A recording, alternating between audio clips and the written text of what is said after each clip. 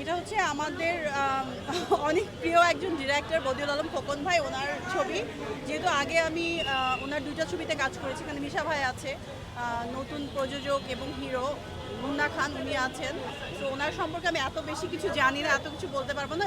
ওনার একটা ছবি এসেছিল, তখন কলকাতার একজন নায়িকা ছিলেন। এখানে উনি আমাকে একটা ইন্টারভিউ দেখিয়েছেন যে আমি ববি আপুর সঙ্গে কাজ করতে পারলে অনেক ভালো লাগবে, এবং এইটুকুই জানি।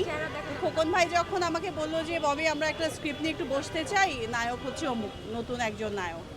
খোকন ভাই যেহেতু বলেছে, আমি শুনেছি, আমি একটু টাইম নিয়েছি ভাবার, তারপর তো এভাবে জার্নিটা শুরু। আচ্ছা, এপার বাংলায় আপনার সিনেমার মধ্যে আপনার অনেকেই কিন্তু আসতে পারছে না বা যেতে পারছে না, সে বিষয়ে আপনি কি বলবেন?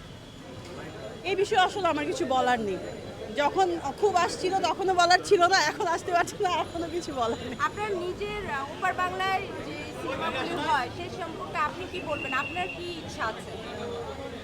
আমার আসলে প্রথমত যত যাই হোক, আমার নিজের দেশের সিনেমাটা মোস্ট ইম্পর্টেন্ট।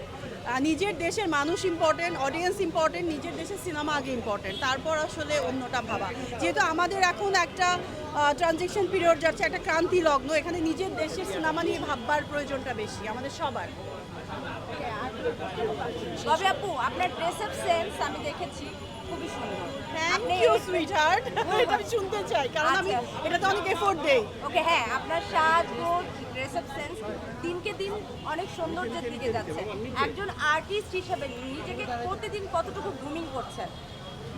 অলওয়েজ আমি করি। আমি যখন শুটে থাকি তখনও চিন্তা করতে থাকি আরও বেটার কী করতে পারবো। যখন আমি কাজের প্ল্যানিং করি বা একটু গ্যাপ পাই, তখন আমি নিজেকে ডে বাই ডে আমি আলসিয়া টাইম পার করি না যে আচ্ছা আমার তো এখন আজকে কাজ নাই, আমি বসে থাকি। আমি কিছু না কিছু করার ট্রাই করি ইমপ্রুভমেন্ট হবার জন্য। আপনার সৌন্দর্যের একটা রহস্য?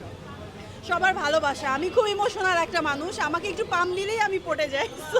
ওকে, আমি আর মনে হয় না যে আমার গাড়ি কোথায় যাইতে দে।